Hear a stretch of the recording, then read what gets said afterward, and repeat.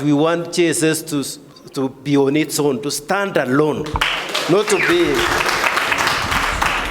be under primary. Not to be under primary, because those are separate entities. If you read the Constitution, Schedule 4, it talks of primary and secondary. So that there should be a clear distinction. But for junior secondary school and senior secondary school, there should be teacher mobility. You can decide one time, I want to go to senior school, you go and teach there. You want to go to junior school, you go and teach there. But remember, senior school is going to be pathways. Your school may decide to be a science-only school, and you are teaching humanities. What will happen to you? Then you can say, you can go to JSS or you go to a art school. So that is why we need to have that teacher mobility. And also there is going to be talent school. So we need to borrow the experience which is existing in the senior school and take it to the junior school, because otherwise junior school will not have the administrators and such. But the approach which is being adopted by the government is not the best, because currently there is a proposal to amend both the TSE Act and the Basic Education Act. And what they are introducing in those amendments, some of them are not good, courtesy of that presidential working party.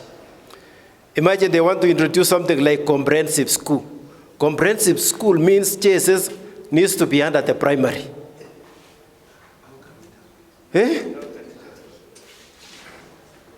And that is unconstitutional, because they also want to rename the JSS as junior school, rename senior secondary school as senior school, so that they kill the name, the word secondary school. That is going to be unconstitutional, because the Constitution talks of secondary school. And therefore, the word secondary school cannot be removed.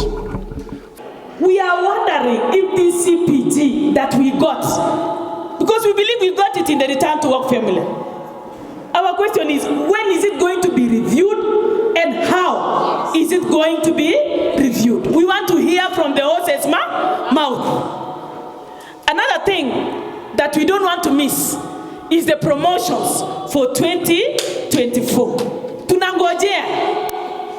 Another thing that we don't want to miss is the acting allowance. People have acted deputies, people have acted principals, and even HODs with nothing. But in the return to work formula, it seemed there was something. We want you to make it clear today to our members. As you see them seated, they are not happy on the way the strike was called off.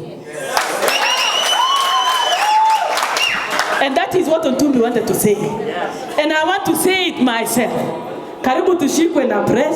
Yes. Karibu tu na answers. Yes.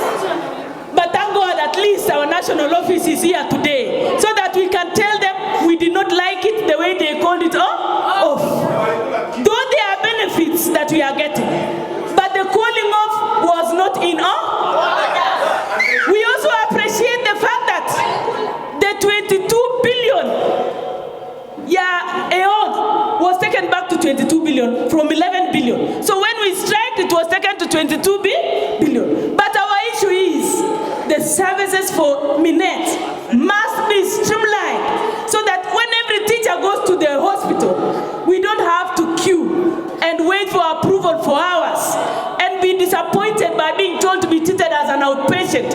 Or at times we are even told not to be operated on by somebody sitting in Nairobi, while the doctor seeing you in Kericho is saying admit. Someone in Nairobi says do not admit. That is where our problem is. So if Minet is going to be streamlined, then we are going to be a better working force.